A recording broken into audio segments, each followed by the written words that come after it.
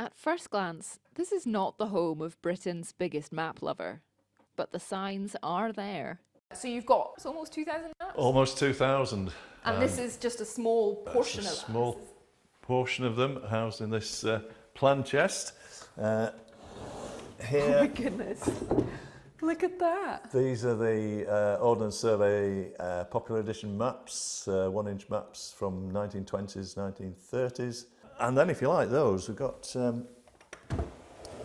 these. Oh, I like these ones. These are some of my favourites with the lovely artwork on the covers. These are part of the collection you've been gathering for years. But that's right. What is the map that started it all? I'll show you. Just through here. This is a slightly newer version. The original was acquired by a friend of mine from the local library back in 1964. And he and I and my younger brother, we utilised that map to go and find an old well near our home in West Yorkshire. So yeah, it was a sense of adventure of finding this well. I think, to be honest, what we actually found was a little bit of a disappointment, but we pinpointed it, and that was the main thing, and we'd done it using the map.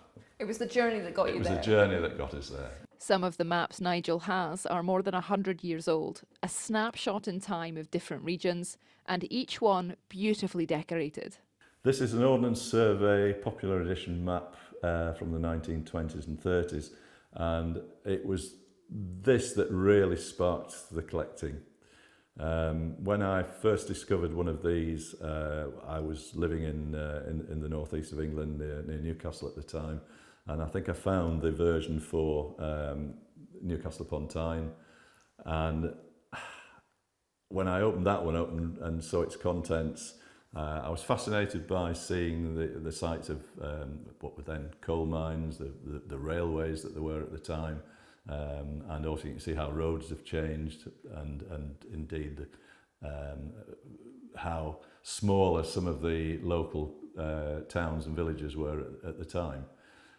So once I got my hands on one of these, I realised there must be more out there, and it literally snowballed from there to the point where in much later life there are 146 of these for England and Wales, and eventually I got to the point where I thought, I've got to try and collect all 146. And I finally made it with the help of my good wife, Annie, a few years ago. We got the one that was missing. So I have the full set now. His interest isn't just in Ordnance Survey maps, despite that being his crowning glory. Nigel loves to explore new areas, particularly piers and harbours, and uses maps and books with maps in them to find out how the landscapes have changed over time. And each collector will have one that stands out to them above all others. I absolutely love this map here of the Durham coalfield. That's a 1932 map. It's got all the collieries of Durham on with the railway network. It was published by Andrew Reid and Company, Newcastle. Who were back in the day well known for publishing these sort of things. That is definitely a big favourite of mine. Is it because it's rare, or is it because the story behind it, or is it because your connections to it? I worked the whole of this area in my professional life as a surveyor. I probably surveyed houses in nearly all the communities that you see on the map.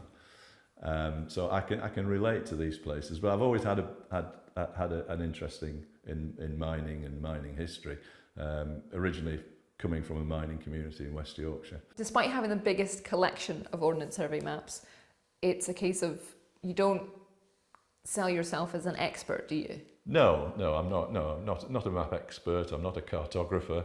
I'm somebody who has an interest in maps and obviously has collected a lot of maps down the years.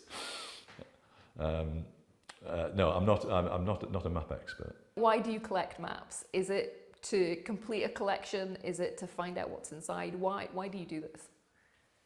That's a good question. I often ask it to myself. It's a case, I think, of of the fun of the chase. Still, I know there are maps out there that I'd love to have in my collection, and it's the enjoyment of trying to find these things. Usually going to second-hand bookshops, antique fairs, flea markets, that type of thing. There's always that possibility that there's going to be a really nice map out there that I haven't got in my collection, and if it's going for a song, I'd love to have it.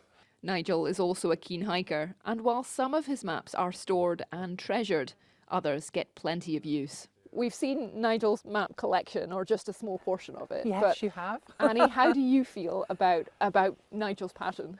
I think it's fantastic, and luckily I like his maps as well.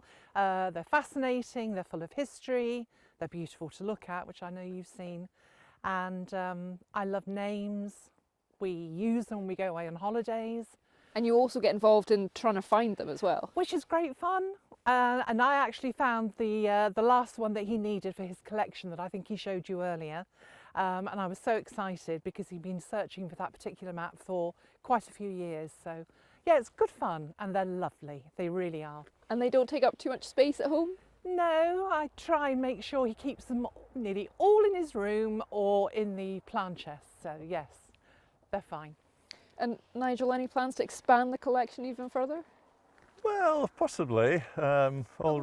Already since I got the title, one or two people have felt that they had maps that they needed to offload, which have come my way. And my brother announced that I've got a birthday coming up very shortly, and he's bought me some maps already for my birthday. So, yeah, I guess there'll be a few more maps to come yet. Because we'll see if you still hold the title next year. Well, this is it. Yes. I'm not sure if it's just a one-off thing or if it's going to be up for grabs again next year. Britain's biggest map lover, an ordnance enthusiast, with a few yet to track down and add to his collection. Isla Todd, ITV News, Ashkirk.